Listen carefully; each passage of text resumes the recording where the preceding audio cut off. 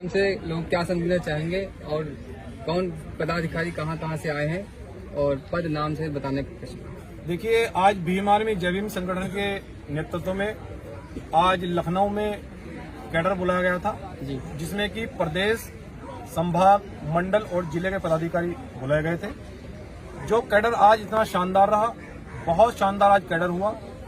जो बाबा साहब डॉक्टर अंबेडकर का अधूरा सपना है और जो मान्यवर साहब काशीराम जी ने बहुजन समाज को शासक बनाने का जो सपना देखा था, उसको पूरा करने के लिए हमारे साथ में हमारे बीएसपी के पूर्व राष्ट्रीय अध्यक्ष, राष्ट्रीय कोऑर्डिनेटर श्रद्धेय हमारे बड़े भाई जयप्रकाश जी भी हमारे साथ में इस आंदोलन में बड़ी मजबूती से खड़े हो गए हैं। हम इस आंदोलन को पूरे देश के अंदर इतना मजबूत करने के लिए जा रहे हैं कि जो लोग ये कहते हैं कि अब बहुजन समाज शासक नहीं बन पाएगा, जो लोग ये कहते हैं कि बहुजन मूवमेंट अब कुछ नहीं कर पाएगा, लेकिन आज बहुजन समाज के युवा ने ये तय किया है और उन्हें ये ललकारा है कि ईमानदार बहुजन मूवमेंट के लोग आज भी समाज में काम कर रहे हैं। आज भी जो ईमानदार आंदोलनकारी हैं, जैसे हमारे श्रद्धेय जयप्रकाश जी हैं, वो कहीं किसी पार्टी में नहीं गए। उन्होंने ये संकल्प लिया है कि हम इस आंदोलन को आगे बढ़ाएंगे और उन्होंने भीम आर्मी जय भीम संगठन के नेतृत्व में आकर इस आंदोलन को मिलकर हम इस देश में और खासकर उत्तर प्रदेश में बड़े बड़े कार्यक्रम करके, बड़े आंदोलन करके हम बहुजन समाज को बड़े पैमाने पर जगाकर हम वही साहब काशीराम जी का जिस समय DS4 बना था, जिस समय बामसेब बना था, और साहब काशीराम जी ने कहा था कि जिसकी जितनी संख्या भारी उसकी उतनी हिस्सेदारी, तो हम लोग इस आंदोलन को बड़ी मजबूती से आगे बढ़ा रहे हैं। और आज भीम आर्मी जय भीम संगठन के नेतृत्व में आज प्रदेश अध्यक्ष की घोषणा श्रद्धेय वीरेंद्र बहुजन जी के रूप में की गई है और इनको प्रदेश का कमांडर बनाकर गांव-गांव तक ये मिशन को लेकर जाएंगे, ऐसी आशा और उम्मीद के साथ में इनको जिम्मेदारी देकर भेजा जा रहा है। और आज पूरे प्रदेश के लोगों ने, मंडल के लोगों ने, जिले के लोगों ने ये संकल्प लिया है कि हम इस मिशन को किसी भी रूप में रुकने नहीं देंगे। हम मजदूर किसान के बच्चे, हम दलित, पिछड़े, अल्पसंख्यक, आदिवासी और हर तबके का व्यक्ति मिलकर हम बहुजन संतों महापुरुषों के मिशन को अब जब तक नहीं रोकेंगे, जब तक बाबा साहब का सपना, मान्यवर साहब काशीराम जी का सपना पूरा नहीं होता। बहुत बहुत धन्यवाद।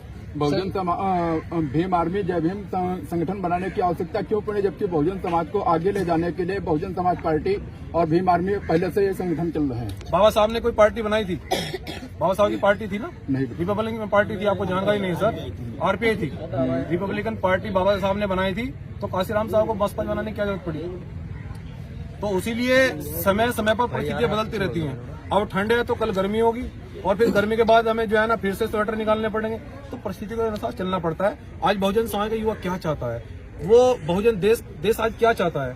पहले बाइकों से चलते थे, अब हवाई जहाज से चल रहे हैं। तो समय समय पर परिस्थितियां बदलती रहती हैं, लेकिन हम लोग, साहब काशीराम जी बात कह रहे थे कि हम गरीब लोग, हम गरीब मजदूर किसान लोग इतने बड़े बड़े पूंजीपतियों का मुकाबला कैसे करेंगे? लेकिन आज मैंने अपने कार्यकर्ता पदाधिकारियों को कहा है कि हम बड़े बड़े पूंजीपतियों का उपयोग, बड़े बड़े संसाधन लोगों का उपयोग हम मोटरसाइकिलों से, साइकिलों से जाकर उसी तरह करेंगे जिस तरह से साहब काशीराम जी ने इस देश में पूंजीपतियों का मुकाबला किया था और इस सूबे के अंदर पूर्ण बहुमत से सरकार बनाकर दिखाई। और उस मिशन को मंजीत सिंह नौटियाल और माननीय हमारे जयप्रकाश जी इस मिशन को पूरे देश के अंदर मजबूती से ले जाने का काम करेंगे। बहुत बहुत धन्यवाद। ये कार्यक्रम किस जगह कहाँ पर किया गया है? ये कार्यक्रम इको गार्डन लखनऊ में किया गया है और जिसमें कि आज हमारे मुख्य वक्ता के रूप में जयप्रकाश जी उपस्थित थे।